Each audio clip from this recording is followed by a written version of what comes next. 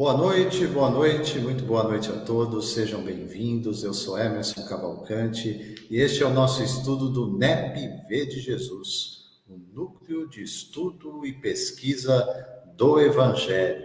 Nossos encontros nas transmissões, costumam ser às segundas-feiras, às 20 horas. Ao final de cada mês, no sábado final de cada mês, se aproximando dele, nós fazemos um encontro ao vivo. E hoje, nesse 24 de agosto de 2024, estamos aqui reunidos para isso. Por isso, a nossa satisfação em tê-lo conosco, seja nesse momento com a gente na transmissão ao vivo, ou seja depois aqueles que acompanharão a gravação. Fica aqui o convite também para comentários, para que vocês curtam, compartilhem, levem adiante a mensagem, esta é a ideia, esta é a intenção. Este nosso estudo, aqui do NEP-V de Jesus, tem um foco em especial na intenção de fazer a integração entre Antigo e Novo Testamento à luz, na perspectiva da doutrina espírita, da doutrina consoladora. E para isso, nosso olhar vai ao Novo Testamento, para as cartas de Paulo, com especial destaque para a carta de Paulo aos Romanos, na série que intitulamos aqui Romanos, verso a verso. Então, cada encontro nosso, destaque para um verso da carta aos Romanos. Hoje, gente, é o episódio de número 74 dessa série. Já fica a dica aqui para vocês, seja na página do Facebook ou no canal do YouTube, basta digitar NEP-V de Jesus. No caso do canal do YouTube, você se inscreve, se ainda não é inscrito, aciona o sino de notificações e você recebe os vídeos semanais das atividades do NEP. Lá dentro, nosso amigo Paulo Marzanati deixou lá preparado uma playlist, uma listagem de vídeos para que você possa acessar e conhecer este conteúdo, este material.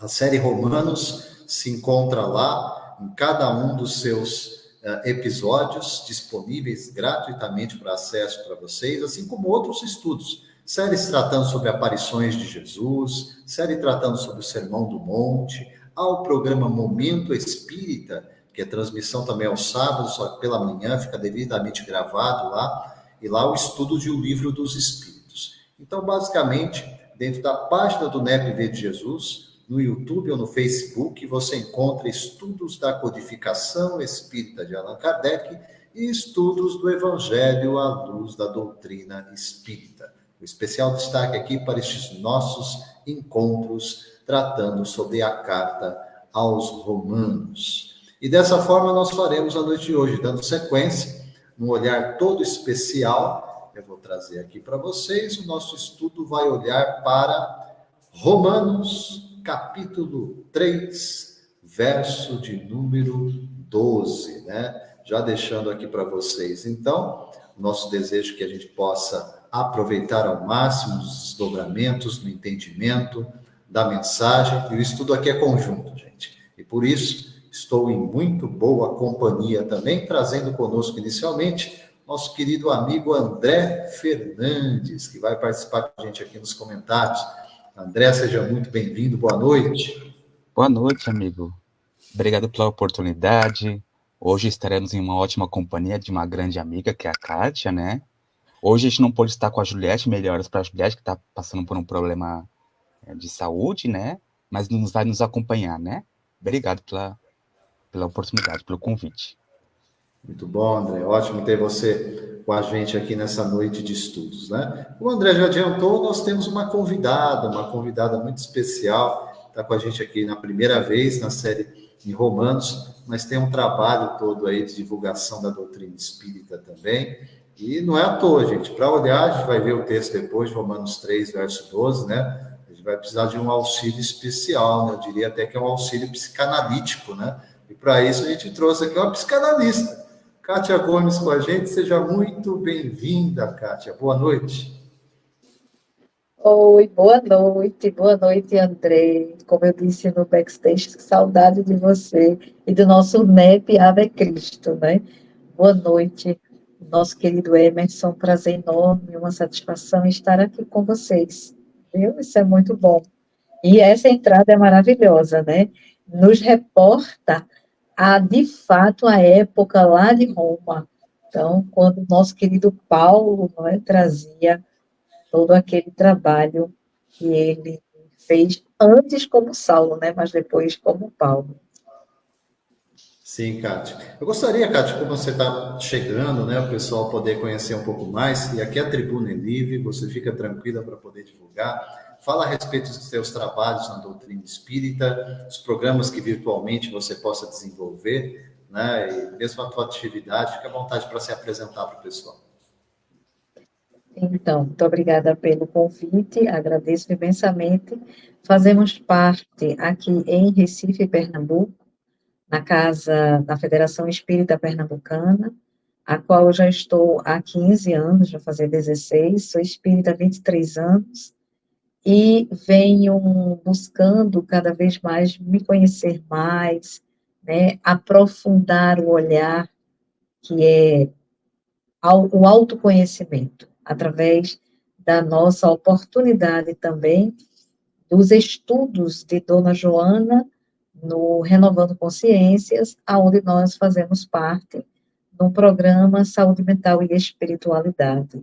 Inclusive, nosso querido Paulo Mazanati, ele já esteve comigo 2 vezes, e aí eu vou convidar vocês dois para estar comigo agora, né, que estamos também na 3ª temporada do programa, com o livro Jesus e o Evangelho, à luz da psicologia profunda. Então, como também fiz parte, e ainda faço parte, um pouco estou ausente por conta de algumas demandas de saúde na família, do NEP Ave Cristo, e que logo, logo estarão todos, não é, neste encontro maravilhoso, o primeiro congresso do NEP, que será em Brasília. E aí vamos nos encontrar lá pessoalmente. Como profissional, eu trabalho na área da psicanálise, né? Mas trabalhei 26 anos na área comercial. E também trabalho hoje, fazemos parte de um projeto chamado Escutatória, que é um projeto de escuta de rua, que é um projeto de escuta que entrou um ano antes da pandemia, e nós fizemos um trabalho junto com a SOS Preces, que é um trabalho com uma participação, hoje, que estamos só online, mas estamos com muita vontade de voltar para as ruas. E a gente escutava nas ruas as pessoas em praças, na Avenida Boa Viagem, que é onde tem a praia, né, no Recife Antigo, que é no Marco Zero, é um bairro que tem aqui no centro da cidade, em alguns pontos onde a gente escutou muitas pessoas, em riscos, pessoas de rua, pessoas que, por alguma razão, deixaram os seus lares e foram morar na rua, e nós fizemos um trabalho muito lindo, e sinto muita falta desse corpo a corpo com essas pessoas, com os nossos irmãos, que eles nos ensinam muito mais do que a gente. E a gente trabalha com essa escuta, né, que é uma escuta fraterna. Verdade, Kátia, trabalho muito importante, né, fundamental, porque é aplicar, na verdade, né, as lições que nós recebemos, o sentido, a orientação que vem do alto, cuja referência sempre, sempre nos remete ao nosso amado Jesus, né?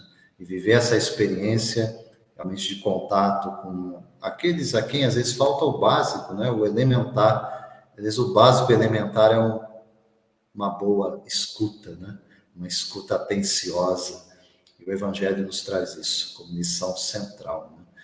Vamos lá, gente. Então, olhando para a nossa missão da noite, como eu disse, esse episódio 74 da série Romanos verso a verso, só recapitulando com vocês, está aqui, ó. Romanos 3, verso 12. Eu vou projetar o verso agora para fazer a leitura, a gente poder fazer aí as conexões necessárias para o nosso aprendizado. Paulo, então, vai ditar a carta ao escriba Tércio, em Romanos 3, verso 12, para anunciar o seguinte: todos se extraviaram e juntamente se fizeram inúteis. não há quem faça o bem, não há nenhum só. Como eu disse, Kátia e André, a gente vai precisar aqui de auxílio, porque a declaração de Paulo por si só é bastante forte, né? E tirada do contexto pode perturbar a muitos. E é por isso que esse olhar conjunto de doutrina espírita, de evangelho de Jesus, daqueles que tiveram as suas vidas diretamente impactadas pela presença do Cristo, e nós estamos diante aqui de um doutor da lei, né? E aqui o nosso link para o Antigo Testamento. O que era um doutor da lei? Se não era alguém extremamente versado, conhecedor, profundamente conhecedor das tradições de Moisés e dos profetas, aquilo que nós cristãos chamamos de Antigo Testamento, que é novíssimo, como o jornal de amanhã é para os judeus, né? Para eles não tem essa história de antigo, não. Mas para a gente, como nós cremos numa sequência que vai culminar com um novo testamento, uma nova aliança na presença de Jesus, que nós reconhecemos como aquele Messias aguardado, aquele enviado especial, aguardado e prometido nas antigas escrituras dos profetas, então fazemos essa distinção aqui, Antigo e Novo Testamento. Pois Saulo de Tarso, doutor da lei, era profundamente conhecedor disso. E nós pegamos ali o capítulo 3º, e já começa, né, André? Nós que vemos esse estudo aí em outras ocasiões, já começa com a pergunta, né? Qual é a vantagem de ser judeu? Esse, assim, é o começo desse capítulo 3º.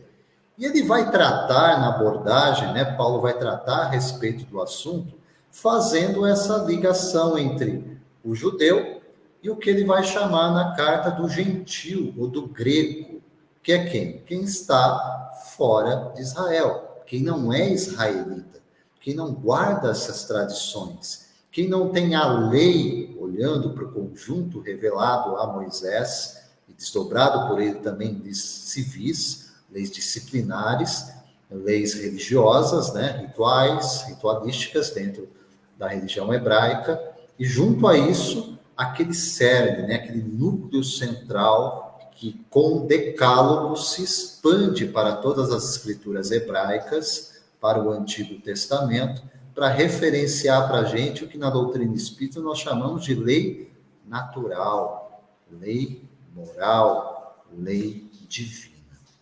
Pois Paulo então começa a fazer essa correlação para mostrar que ao final, todos, absolutamente todos nós, judeus ou estrangeiros, gentios, gregos, os que estão fora de Israel, eu, André, a Kátia, todos aqueles que nos precederam, todos aqueles que virão, estão debaixo de uma mesma condição. É com esse olhar, André e Kátia, que a gente começa a olhar para esse estudo de Romanos 3, verso 12, com um olhar conjunto. Porque Paulo vai usar a palavra todos, vai usar a palavra juntamente, e vai dizer que não há nenhum só fora desta condição. Portanto, há uma universalidade no que Paulo está expondo aqui, que penso eu deveria nos preocupar bastante. Mas eu quero ouvir inicialmente aqui o André, depois a Kátia na sequência. André, pode fazer seus comentários iniciais, suas impressões a respeito desse verso 12 do capítulo 3º da carta de Paulo aos Romanos. Bom, obrigado. Bom, estudando, né, para fazer esse estudo, não teve como não nos remeter aos estudos anteriores que o Emerson fez ao longo desse último mês, né? Porque esse versículo faz parte de um trecho da epístola, né, que Paulo fala da condição universal de todos, né, todo ser humano em relação ao pecado, ao equívoco, né?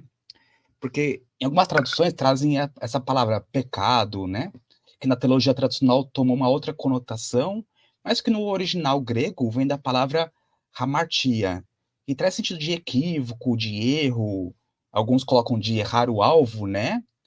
E nesse trecho, a palavra pecado, Paulo vai trazer no sentido das criaturas que estão desviadas das leis de Deus, né?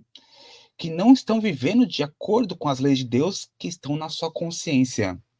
E é nesse contexto que nesse trecho Paulo vai trazer, citando o livro de Salmos, né?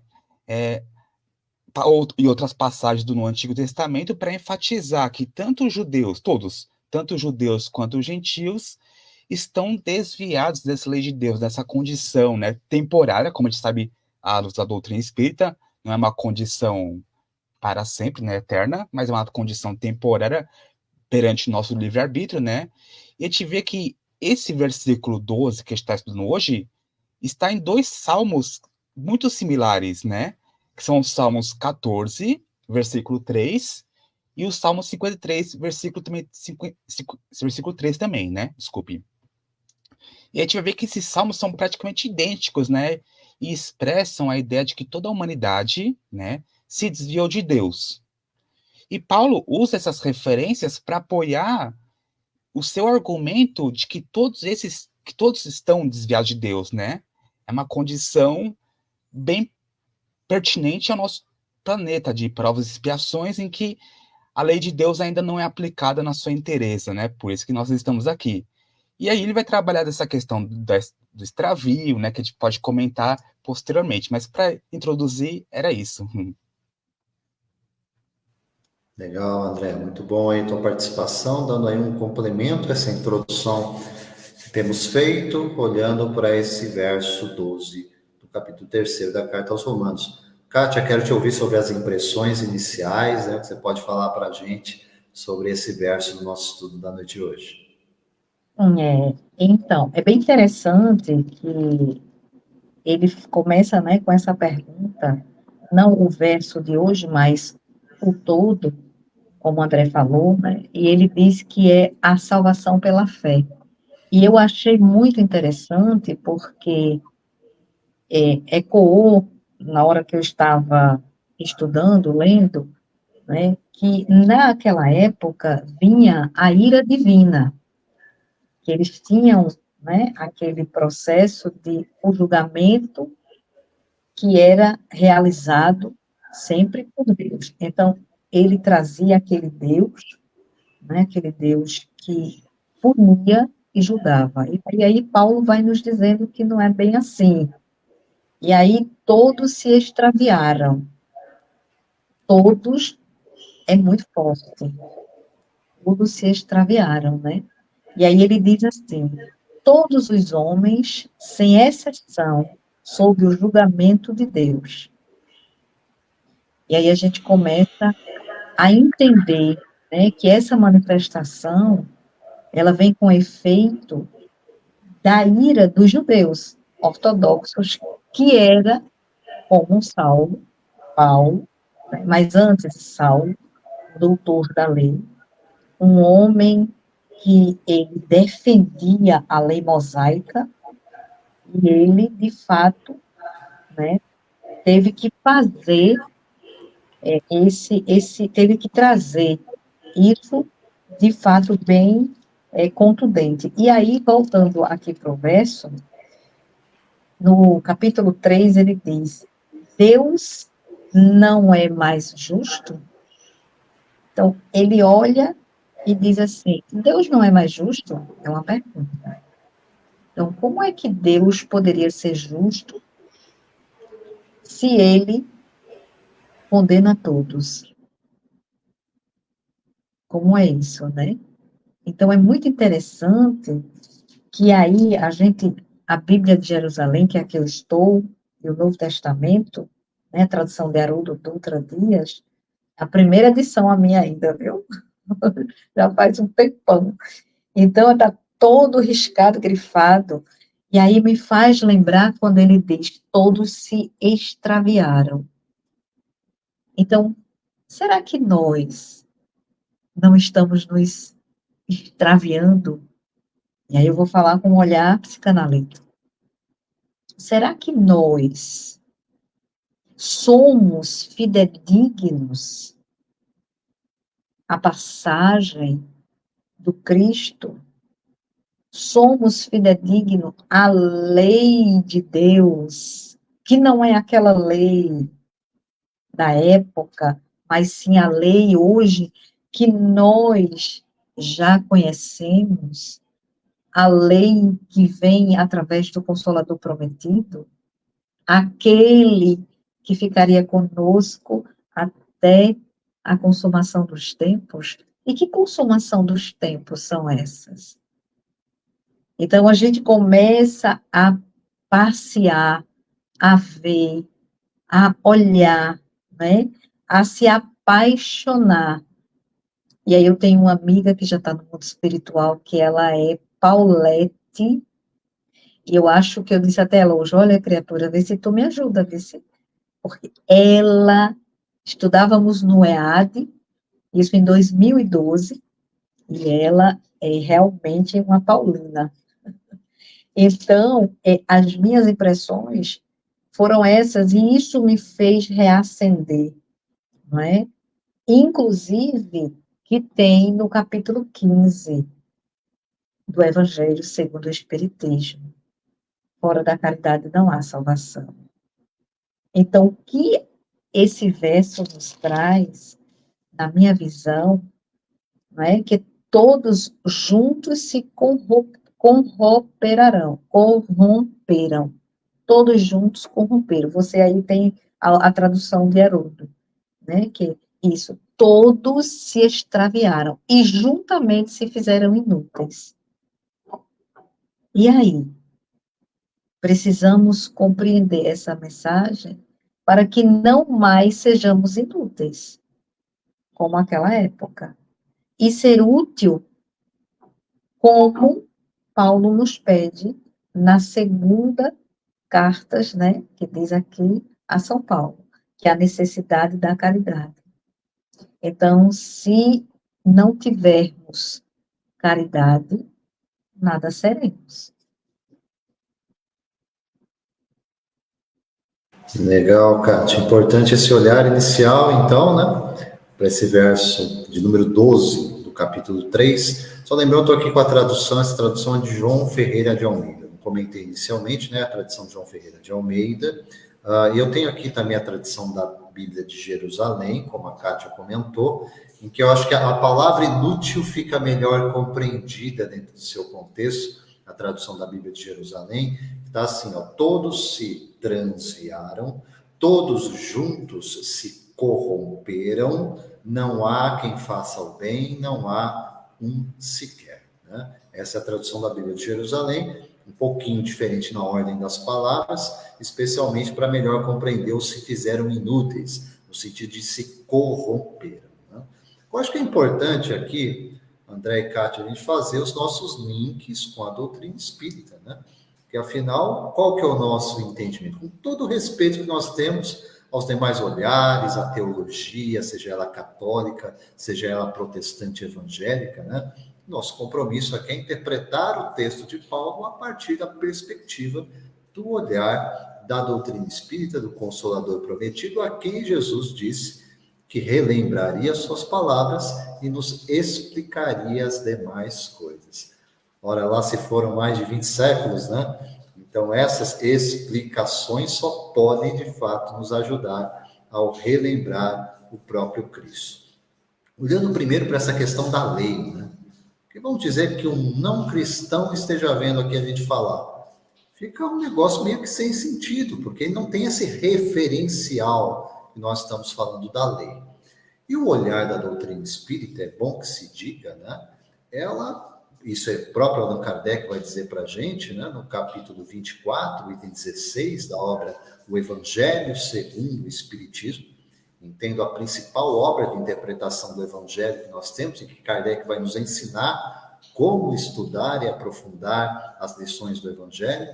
Kardec vai mencionar, então, no item 16, do capítulo 24, que o Espiritismo não é senão aplicação e desenvolvimento da doutrina, do ensino do Evangelho. Então, tá aí. Quando eu aprendo a partir do Evangelho, eu estou, na verdade, fazendo um mergulho naquilo que a doutrina espírita me explica, ao detalhar o significado das leis morais, naturais, divinas, como eu já disse. Logo no primeiro capítulo do Evangelho segundo o Espiritismo, Kardec não à toa, transcrevendo a conhecida frase de Jesus, eu não vim destruir a lei, Kardec vai transcrever com o olhar de que ali está a primeira grande revelação, no sentido desse projeto pedagógico da espiritualidade superior para a gente, para nos ensinar nesse passo a passo.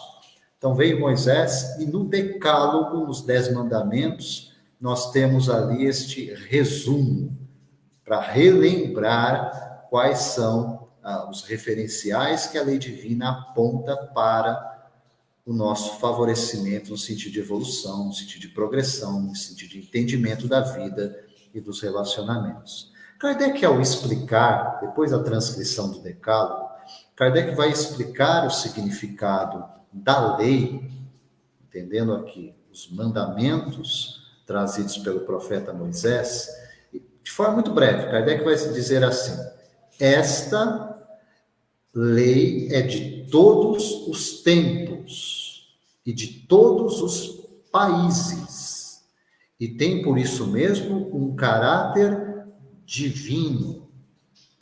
Portanto, Kardec aqui não está tendo um olhar apenas de cultura, de momento, da forma como nós interpretamos, enquanto estamos num determinado espaço geográfico, vivendo aqui a nossa reencarnação. Kardec está dizendo que quando eu olho para o Decálogo, eu estou olhando para aquilo que Deus, sem expressar verbalmente, usando a boca dos profetas para isso, está nos dizendo assim: essa é expressa e manifesta vontade minha, como Criador, para vocês, minhas criaturas e representantes da minha vontade, onde quer que vocês se encontrem. Isso eu entendo que é um chamado pelo qual nós deveríamos nos honrar e deveríamos nos esforçar continuadamente por expressar e manifestar com a maior fidelidade possível. A grande questão é, André e Kátia, que nós não temos feito isto.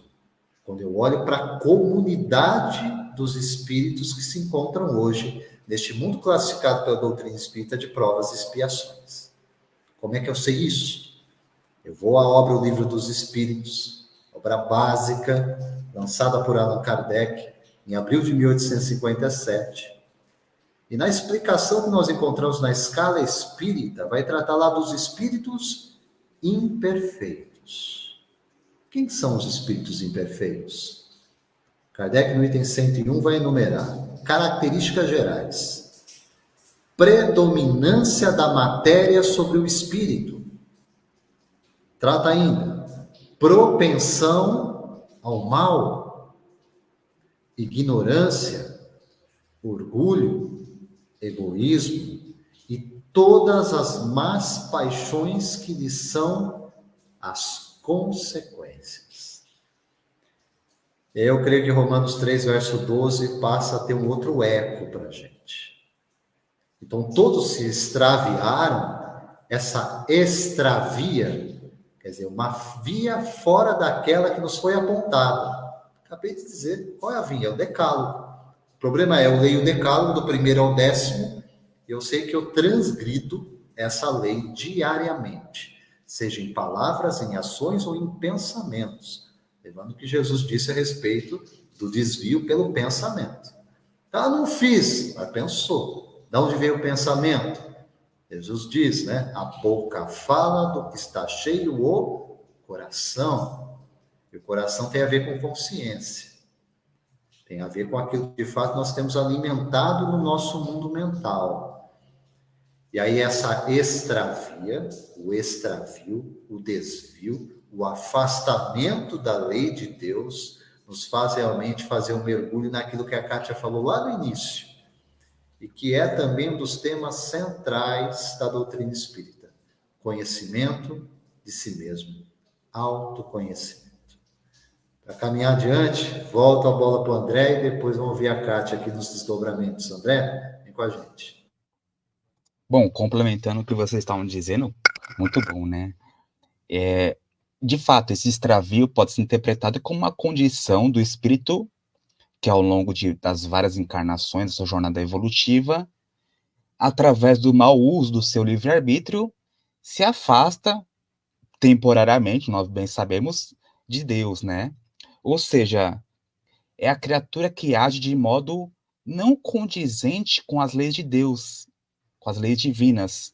Leis divinas essas que, como nós aprendemos na codificação, na questão 621 do Livro dos Espíritos, estão na nossa consciência. Então, esse extravio, esse afastamento, não é só externo, mas é interno da nossa própria nossa própria consciência, né? A qual habita. Portanto, quando aqui no versículo é dito, né, que todos se extraviaram, a gente pode compreender que há um caminho, o caminho reto, né? Caminho esse orientado pelas leis divinas, e quando nós optamos por não segui-lo, indo contra a nossa própria consciência, nosso GPS que indica o melhor caminho, né? Nós acabamos nos extraviando, nos perdendo, né? Às vezes procuramos atalhos, né? Enfim. E a gente acaba nos afastando da nossa própria essência. A gente acaba se corrompendo, né? Como disse o Emerson agora há pouco da tradução.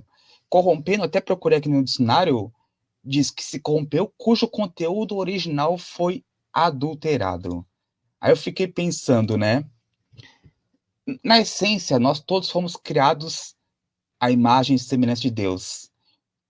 Nós trazemos em nós essa centelha divina, esse DNA divino que nos aponta para o bem supremo, para o amor, né?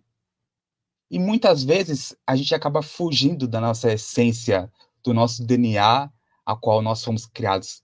Nós acabamos nos corrompendo, né? Daquilo a qual nós fomos destinados. Mas como já foi dito aqui, né? Cabe enfatizar que esse extravio não é permanente. Tal como na parábola do filho pródigo, há um afastamento, mas há sempre um retorno. Nenhuma criatura fica indefinidamente afastada de Deus. Isso não teria como, né? Então, todos os espíritos, segundo nos ensina a codificação espírita, são destinados ao progresso, à perfeição relativa, né? E, de certo modo, esses desvios acabam atrasando a evolução do espírito, mas acabam sendo úteis, em certa instância, como material didático para esse espírito, né? E também eu fiquei pensando que aqui é dito que todos se desviaram. Penso eu, né, que aqui trata-se de uma hipérbole. Hipérbole é aquela figura de linguagem onde há um exagero. Ah, quem foi no seu aniversário? Ah, foi todo mundo. Evidentemente que não foi todo mundo, né? Uma figura de linguagem, né, para mostrar que uma grande maioria está nesse quadro de extravio, né? E aqui tem o intuito, no meu entendimento, de refletir que, como humanidade, pelo menos nesse planeta qual nós habitamos na presente encarnação, e de modo geral, claro, ainda está muito longe de uma conduta condizente com aquilo que seria do melhor caminho, né? Daquele caminho que está de acordo com as leis divinas. Nós estamos, no tempo de Paulo era assim, e nós estamos, não muda muita coisa, continuamos extraviados, né? E o versículo prossegue dizendo essa questão, né? O Almeida vai colocar aí, juntamente se fizerem inúteis, ou na Jerusalém vai colocar da corrupção, né? Mas aqui a gente pode entender, na minha opinião, né, no meu entendimento, que aqui faz uma referência a esse desvio da nossa, essa corrupção da nossa própria essência, né, das leis divinas, mas também eu pensei na questão da inutilidade, porque eu penso assim, quando a gente se extravia, as nossas ações acabam perdendo utilidade porque não são mais pautadas no bem, né? Porque do ponto de vista espiritual, entende-se que a verdadeira utilidade de uma vida está no aprendizado que conduz ao progresso espiritual, né? Então, a inutilidade aqui pode se referir também às ações que nós temos, né, que não contribuem para o crescimento do espírito, né? Seja nós, seja para os outros, né? Mas sim para um atraso, né? Em outras palavras, quando a criatura se extravia do caminho reto, esse caminho pautado pelas leis divinas, as suas ações passam a ser, de modo geral, fúteis do ponto de vista do espírito,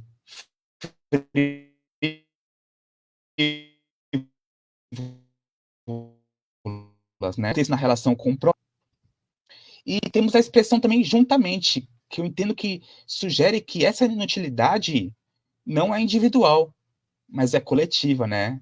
Refletindo a condição da humanidade como um todo, né? Quando ela se desvia das leis divinas, que é algo bem pertinente ao que nós vivenciamos nesse planeta, né? Entre nós encarnados. Então é isso que eu entendi até então.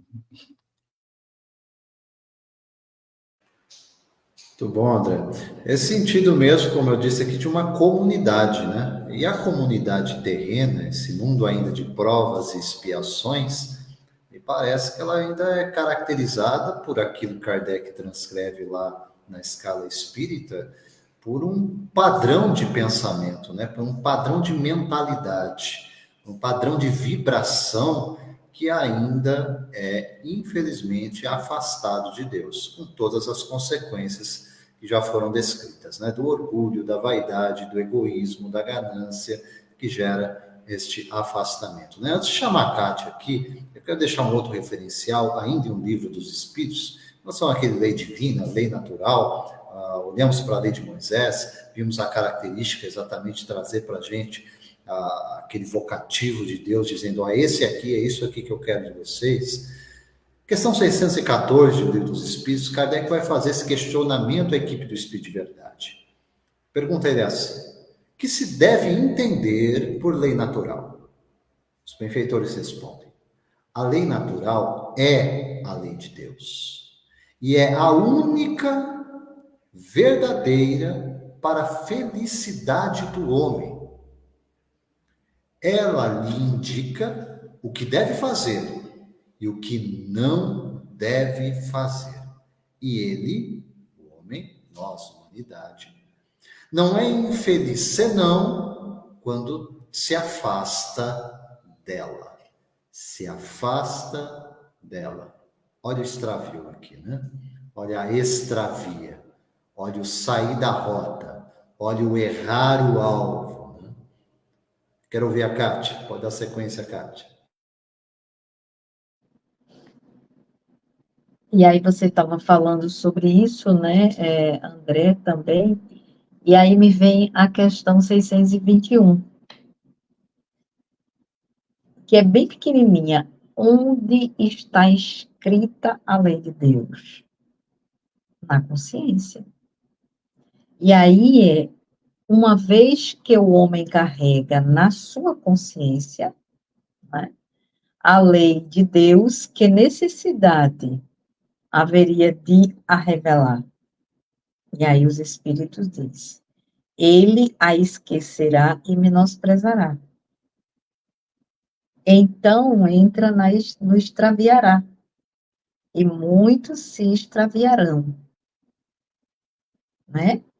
Porém, ele diz aqui, Deus quis que ela lhe fosse lembrada. Então, quando a lei de Deus está escrita na nossa consciência, a gente começa a entender que é uma lei natural, que é uma lei verdadeiramente que existe desde que os tempos são tempos, que existe de todos os profetas, de Moisés para trás.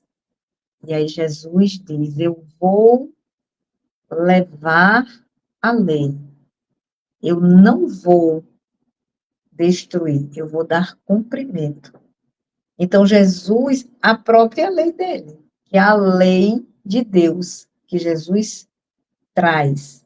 E muitos, naquela época, transviaram-se, né? Se extraviaram e saíram do caminho em que eles deveriam estar. E um deles foi Saulo. Saulo se extraviou, né? Juntamente com muitos naquela época. E aí ele falou, né, nessa epístola aos Romanos, pelo contexto da visão que ele se viu interiormente quando ele entrou no deserto da cidade de Damasco. Ali ele entendeu que ele precisava olhar porque ele tinha se extraviado, juntamente com muitos que ali estavam. Mas, como toda lei divina é maravilhosa, o que é que acontece? Puxa a gente para a gente ir para o caminho reto.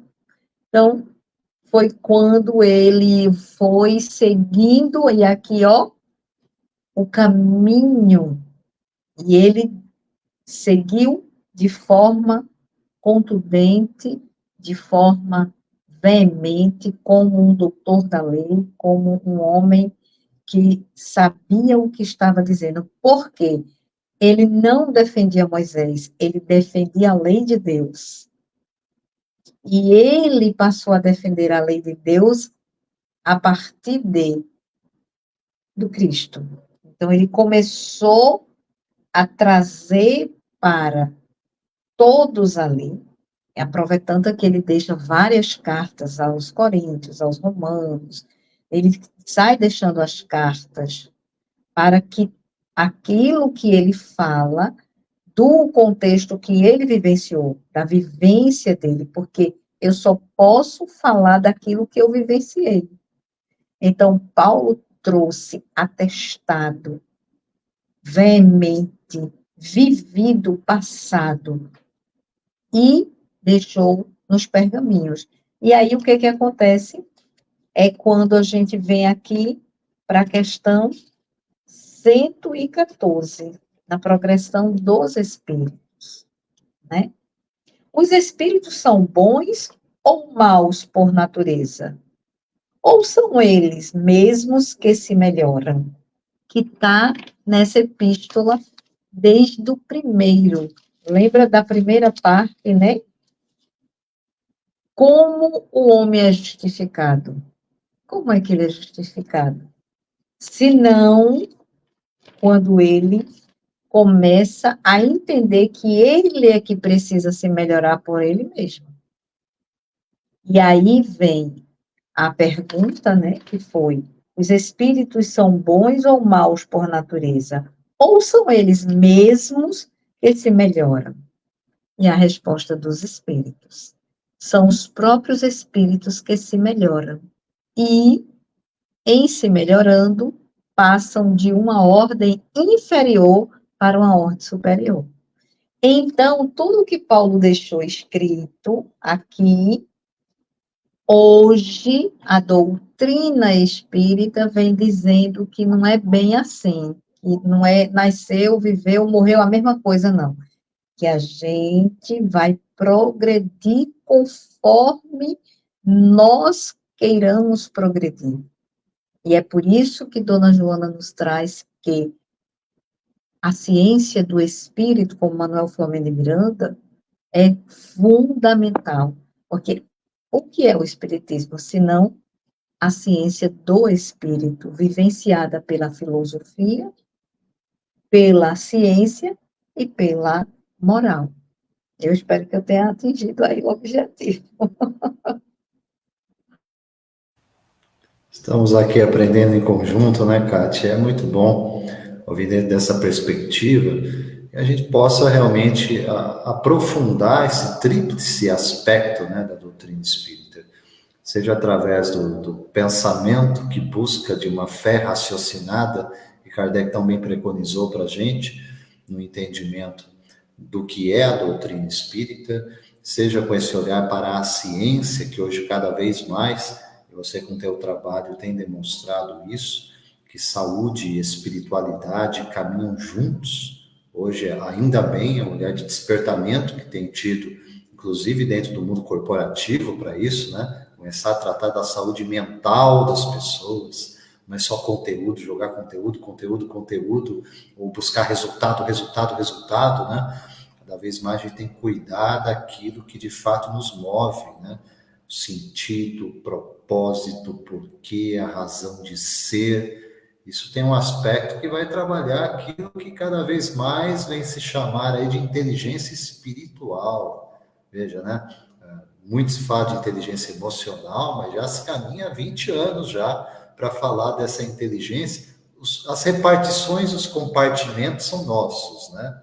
Na verdade, nós estamos falando do conjunto, que esse eu espiritual, né? Esse eu superior, o eu espírito, né?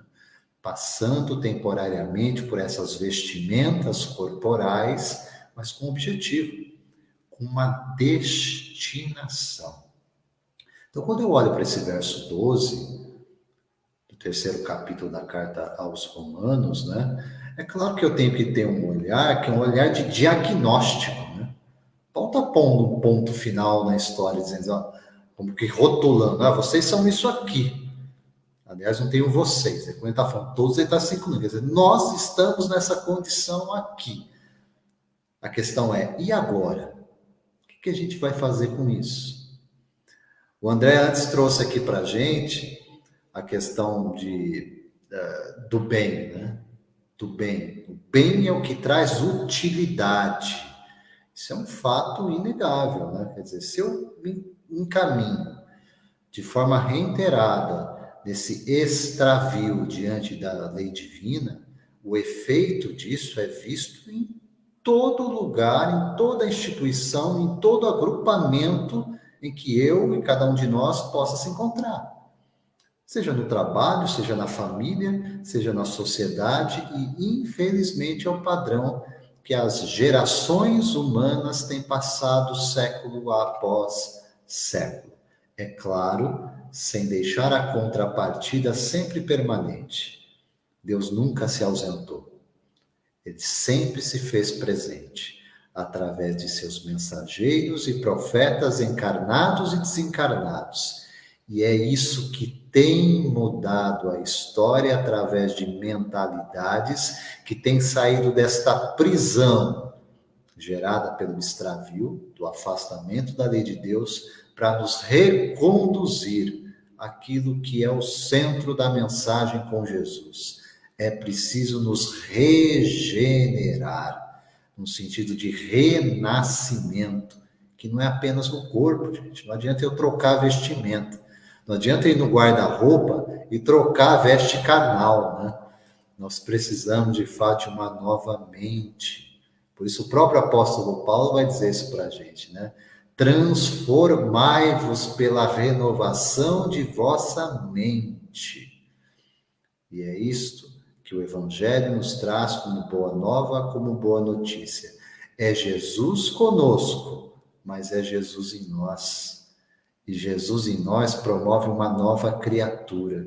E uma nova criatura estará alinhada com o amor, com a justiça e com a caridade, que a Kátia já mencionou aqui. Que esse amor em ação, né? Que a pergunta de Kardec, como entendia Jesus a respeito disso? Porque é o referencial.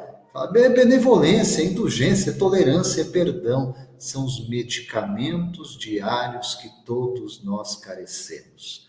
Todos nós precisamos. Para tratar sobre essa questão do bem e do mal, e retornar aqui para o André e para a Kátia, ainda em um livro dos Espíritos, questão 630, a gente precisa aprender primeiro a ter discernimento, né? E como que eu faço essa distinção? Kardec questiona, como se pode distinguir o bem e o mal? Aqui já se pressupõe que há diferença entre ambos, que a gente precisa saber para onde nos encaminhar. Resposta dos benfeitores espirituais. O que é o bem? O bem é tudo aquilo que está conforme a lei de Deus. E o mal? O mal é tudo aquilo que dela, de Deus, se afasta. Extraviou aqui de novo. Assim, fazer o bem é se conformar, no sentido de se pôr na forma, se conformar à lei de Deus. E fazer o mal é infringir esta lei. Olha aqui a condição, portanto, de transgressão que me traz a partir do extravio. Quando eu me extravio, estou transgredindo a lei. E quem transgride a lei, gente, o que acontece com ela? Se eu, André, a Kátia, cada um de vocês, né, descumprir uma lei humana, eu serei ou não penalizado? Serei. É justo que eu seja penalizado? É justo. Então, quando eu olho para essa característica de um mundo de provas e expiações como o nosso, constantemente avaliados, ao mesmo tempo que reparamos os males causados, eu tenho que mencionar que é a misericórdia divina. Porque, como um infrator, eu poderia ser penalizado, e aí, quanto vai durar essa situação após a minha transgressão, ficaria a critério da autoridade que me enquadrou. E se essa autoridade diz para mim, ó, você pode mudar essa história, você pode mudar essa rota, você pode alterar esse caminho. Saiu da via? Volta para ela. E ao voltar para ela, a penalidade se cumpriu. Você está liberto, você está reintegrado, você está em comunhão com essa divina lei, que de fato é o que vai mudar a nossa história, porque muda o nosso coração, a nossa consciência. Como a Kátia reiterou aqui, questão 621, se lá está escrita a lei de Deus, e eu me esqueci convenientemente disso, se eu preciso ser relembrado, os profetas, mensageiros e a minha própria consciência me aponta para isso. O que eu preciso? Um compromisso de fidelidade. E aí vem a salvação pela fé, porque a fé aqui é fidelidade. Eu me liberto a partir do momento em que esse compromisso assumido, firmado, ainda que com quedas e levantes, significa para mim um propósito de vida, propósito de transformação, propósito de evolução. Quando eu não ando mais distraído, eu sei que com Jesus isso de fato se instala nas nossas vidas. André, vamos aí chegando já na reta final aqui do nosso estudo, que foi demais. E por falar em Jesus, nada mais útil do que nós teremos nessa caminhada um guia, né? Um guia que conhece bem o caminho, que já percorreu esse caminho, e ele mesmo vai nos apresentar esse caminho para a verdade e para a vida, né? Então, quando seguimos os passos de Jesus, nós não corremos esse risco, né, de nos extraviarmos, nos perdermos desse caminho, né? A nossa consciência fica mais desperta. Eu achei muito interessante essa segunda parte, né, que você falou essa questão do bem como um conjunto das leis divinas, né?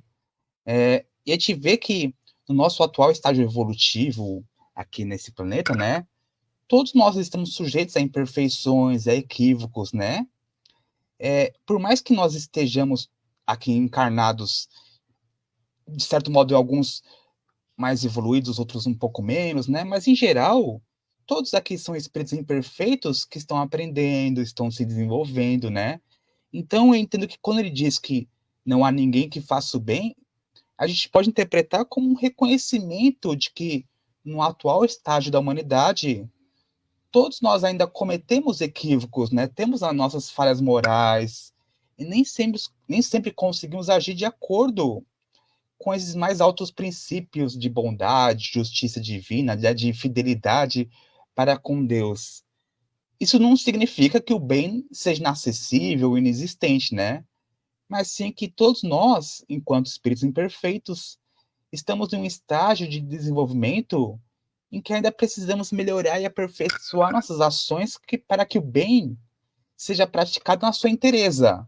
O bem desinteressado, o bem a toda hora, né? Porque o nosso bem ainda é muito atrelado ao interesse, à troca, a um lugar no nosso lar, a bônus horas, né? Enfim. E para encerrar, eu estava pensando, né, que todo estudo à luz da doutrina espírita precisa convergir para as lições práticas para a nossa existência.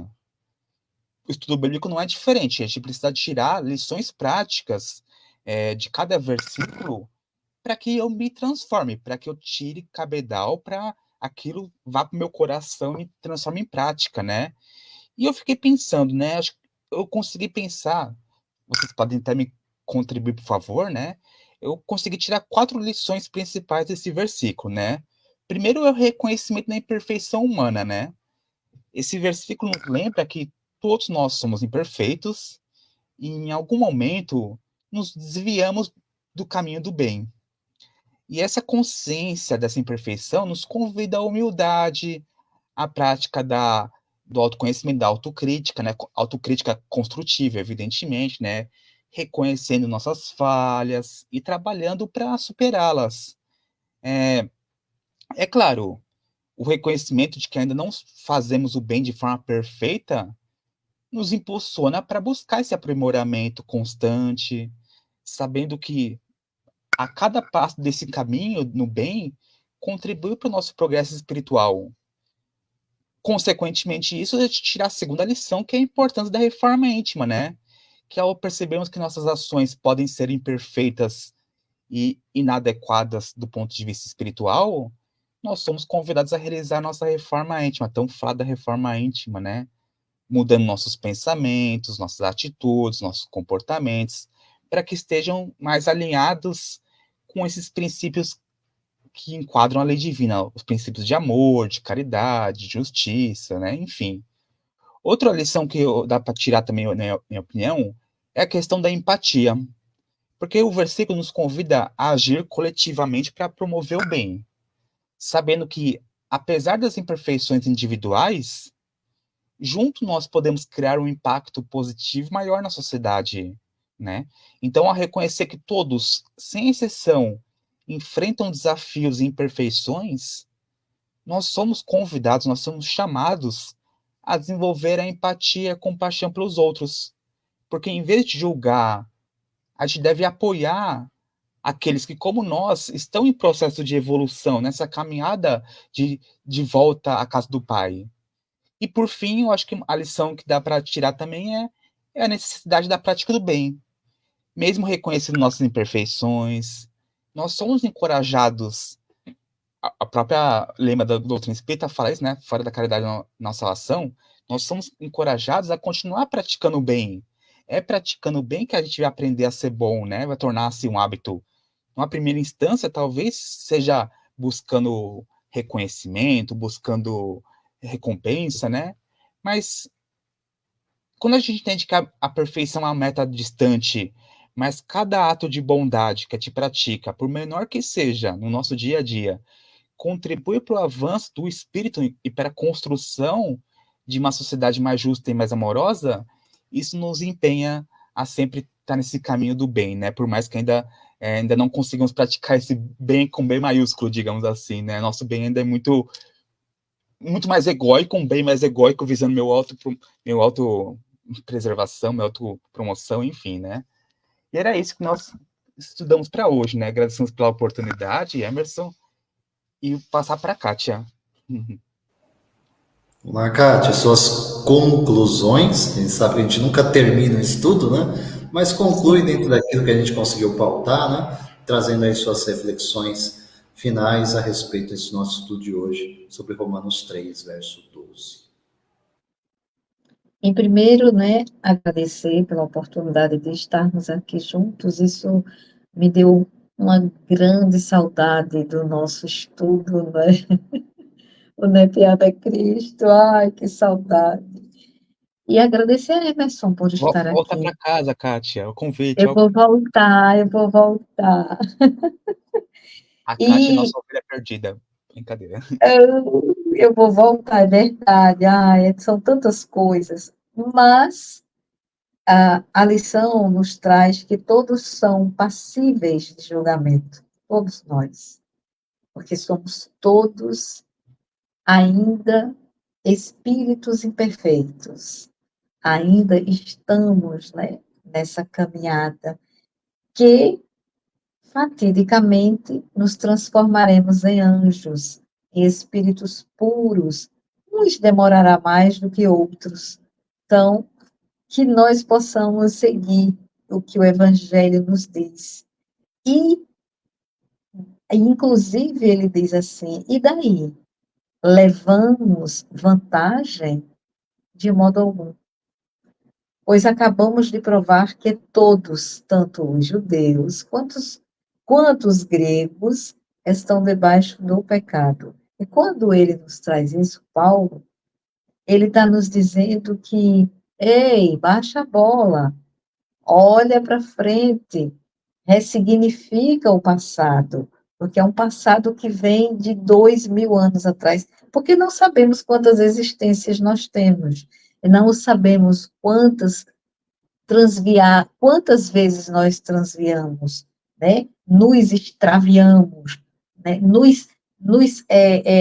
Saímos do nosso propósito, e que nessa existência, nesse exato momento aqui em que estamos, nós estamos fazendo como o senhor Allan Kardec nos diz, o homem por si mesmo tem os meios para distinguir o que é bem do que é mal. Tem o meio de distinguir do que é bem do que é mal? Então, os espíritos dizem sim, quando ele crê em Deus e o quer saber. Deus lhe deu a inteligência para discernir um do outro. Então, a gente precisa ter na nossa consciência o discernimento de que nós precisamos olhar para nós, sem sermos egoístas, compreendendo que o justo viverá pela fé, compreendendo que a nossa fé, ela tem que ser uma fé raciocinada.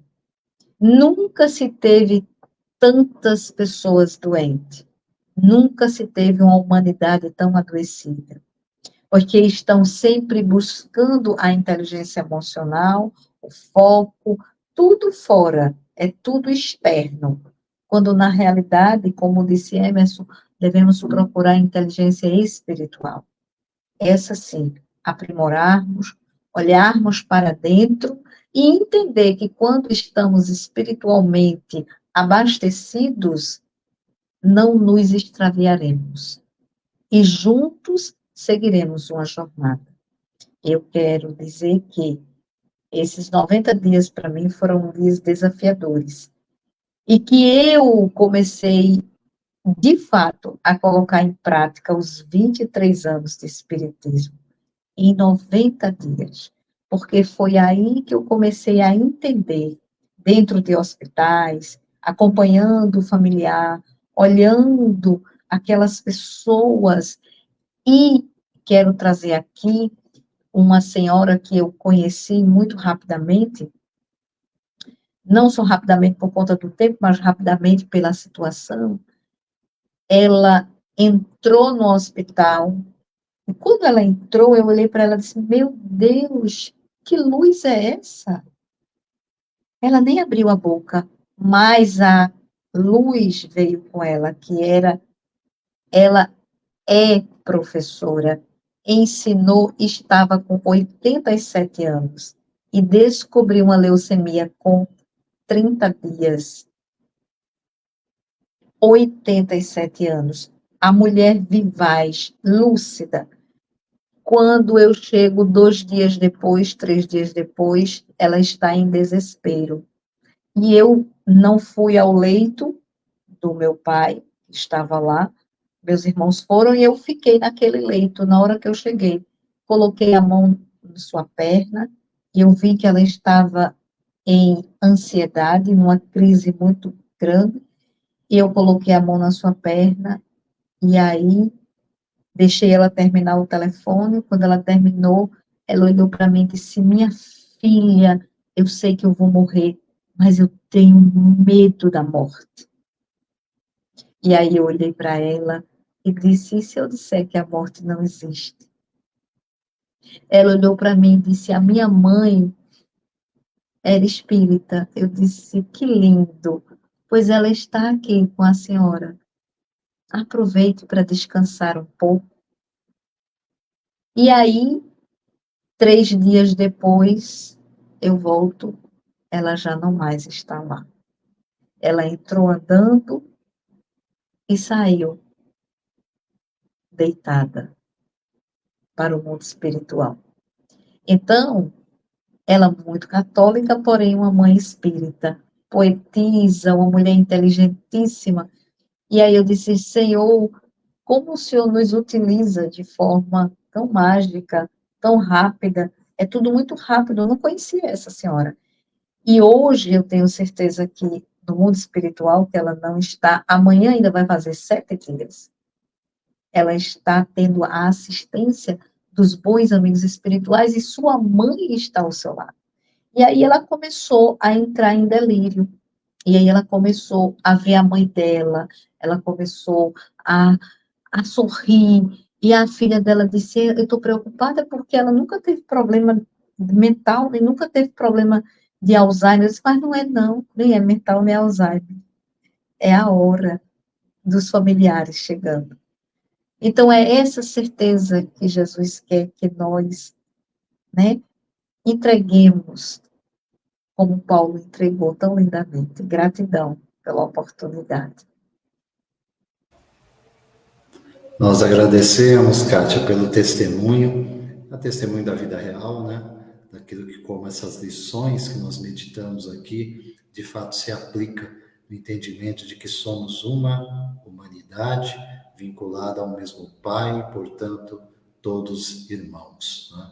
Então, foi uma satisfação a gente estar aqui com vocês, com o André, nos comentários conosco, com a convidada Kátia Gomes, né? A qual nós seguramente convidaremos em outras oportunidades, para desdobrar com a gente essas lições imortais, porque são as lições do Cristo para os nossos corações, que foram transportadas no tempo, passados mais de 20 anos, mas como tudo que vem dele são palavras de vida eterna, que nos revigora, que nos fortalece para a vida.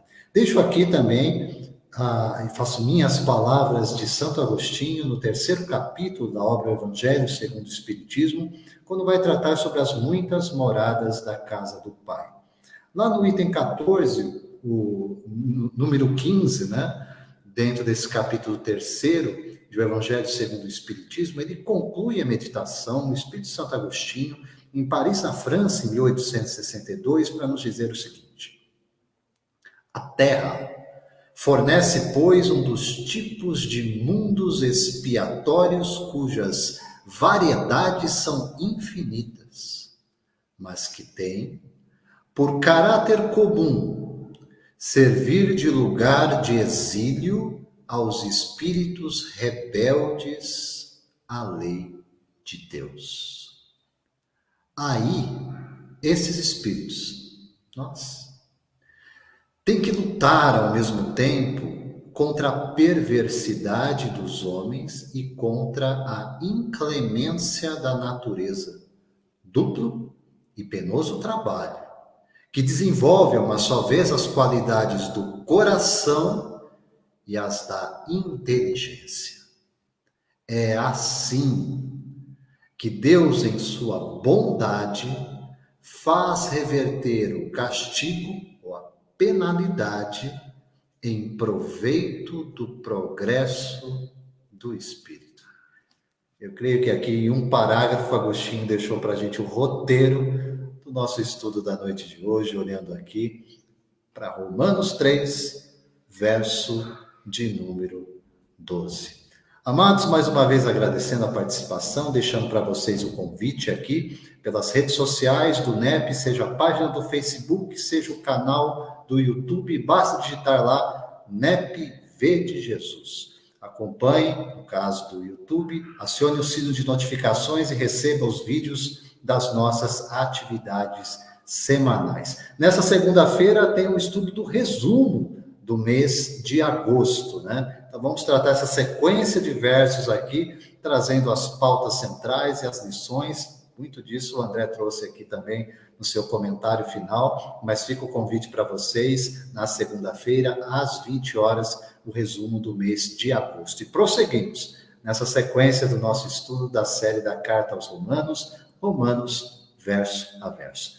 Deixo aqui os meus votos de paz, de luz, de sabedoria, que Deus nos abençoe hoje e sempre, gente. Até a próxima. Até breve.